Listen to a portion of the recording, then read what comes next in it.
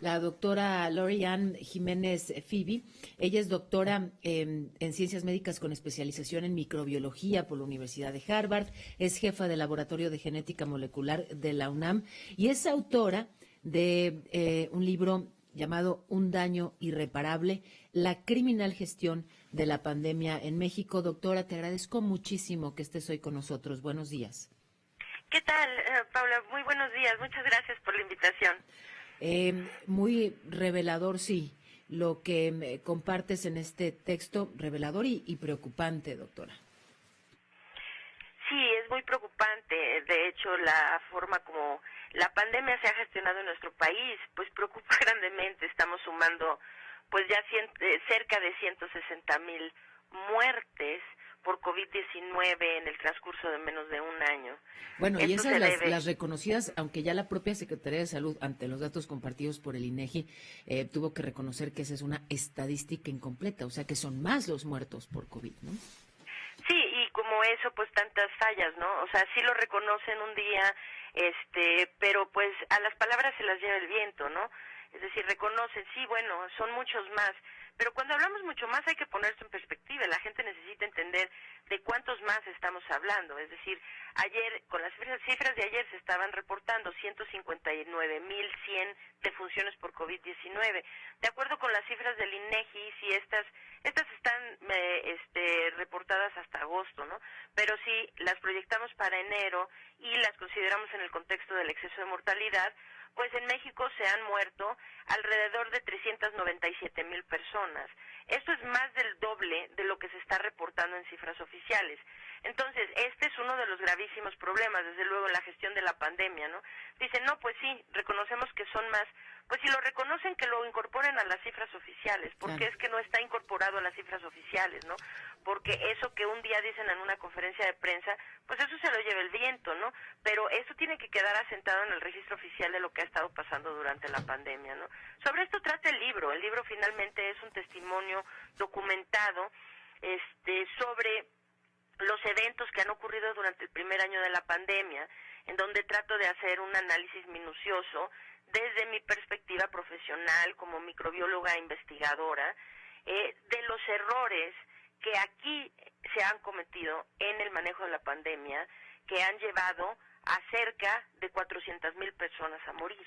¿Cuáles son Esa esos es la los intención del principales libro. errores, doctora? El error central ha sido no aspirar a una estrategia de contención de contagios. Desde el principio, el doctor López-Gatell dijo que la estrategia que México iba a seguir, y esto pues es una decisión arbitraria que no se basa en evidencias científicas, ¿verdad? Dijo que la estrategia se iba a basar puramente en la mitigación de los contagios. Esto quiere decir que el señor pretende administrar en el tiempo los contagios sin detenerlos, ¿no? Entonces, esto pues con la intención de que los hospitales no se saturaran, una serie de cosas, pero pues hace un error de cálculo muy grave y además pues muestra una actitud que es completamente irresponsable y negligente, ¿verdad? Dejando a la gente que se sigue infectando, nada más procurando administrar en el tiempo los contagios, que pues le ha salido muy mal, ¿no? Ahora en la Ciudad de México tiene cerca del 87% de ocupación hospitalaria, igual el Estado de México. Hay más de 2 estados que están presentando ocupación hospitalaria en niveles realmente críticos, sino es que ya podemos llamarle un desborde, ¿no?, del sistema hospitalario en por lo menos 12 estados de la República. Entonces, pues esto no le ha funcionado evidentemente, ¿no? Entonces, no detener los contagios ha sido el problema fundamental. De ahí se deriva todo lo demás.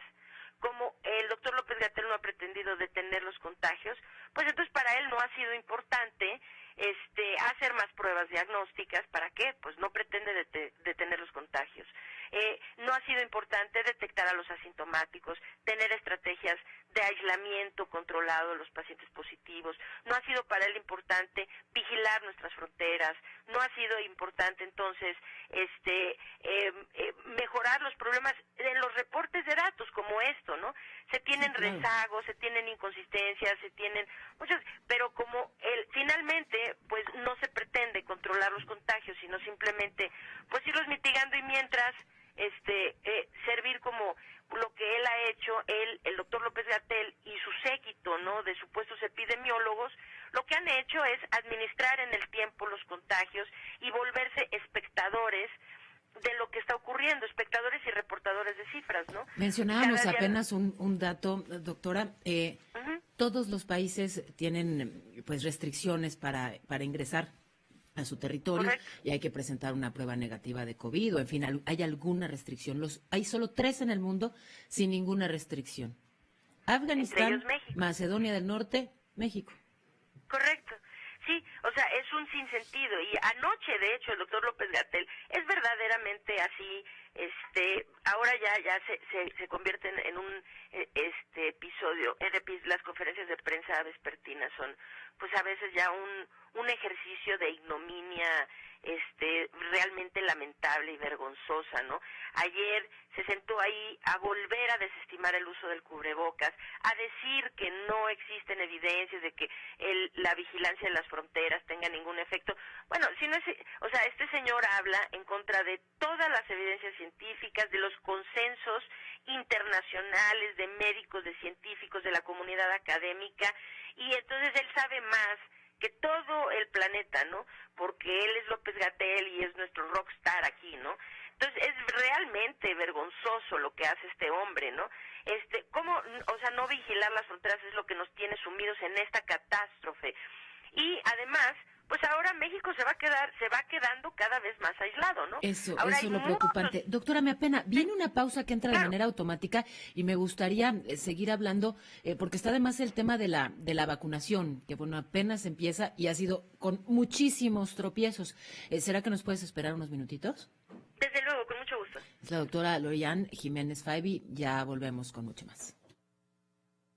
Estoy conversando con la doctora Lori-Ann Jiménez Faibi, que es doctora en ciencias médicas, especialización en microbiología por Harvard, jefa del laboratorio de genética molecular de la UNAM, y bueno, pues autora de un libro que ha causado, sí, mucho revuelo, porque enlista los errores que se han cometido durante esta pandemia, un daño irreparable, la criminal gestión de la pandemia en México. Y bueno, pues nos decías ya, doctora, que la estrategia ha sido más que contener los contagios, el mitigarlos, o sea, digamos, ir administrando el problema. Empieza ya la vacunación, ha sido pues hasta ahora muy lenta, con tropiezos. Se planteó, claro, empezar por todo el personal de salud. Aún no se ha terminado de vacunar al personal de salud siquiera. Doctora, estoy hablando sola, se cortó la comunicación. Bueno, vamos a ver. ¿Me escuchas ahí? Ay, doctora, adelante.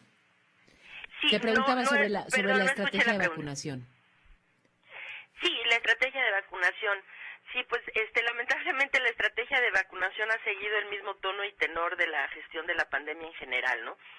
Se ha tenido, pues, se dio a conocer un plan, ¿no?, de vacunación que es de entrada pues muy escueto, no suficientemente específico, que tiene un gran número de problemas que deberían de ser abordados con mucha seriedad, ¿no?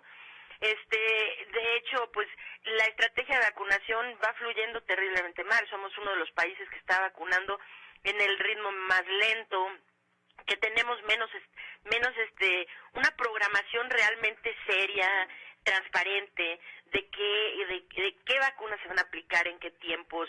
Los contratos están sellados y no hay bases de datos sobre vacunación, o sea que todo lo están manejando completamente en la sombra.